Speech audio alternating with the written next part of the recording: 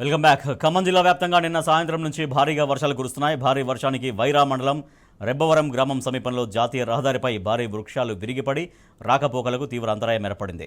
వైరా జగ్గయ్యపేట వెళ్లే రహదారిపై చెట్లు విరిగిపడడంతో 2 కిలోమీటర్ల మేర ట్రాఫిక్ జామ్ ఏర్పడింది. రోడ్డుకు అడ్డంగా పడిన వృక్షాలను ఎవరూ తొలగించకపోవడంతో వాహనాలన్నీ ఎక్కడికక్కడ నిలిచిపోయాయి. దాదాపుగా 5 గంటలవుతున్నా R&B అధికారులు పోలీసులు పట్టించుకోకపోవడంతో ప్రయాణికులు తీవ్ర ఇబ్బందులు పడుతున్నారు.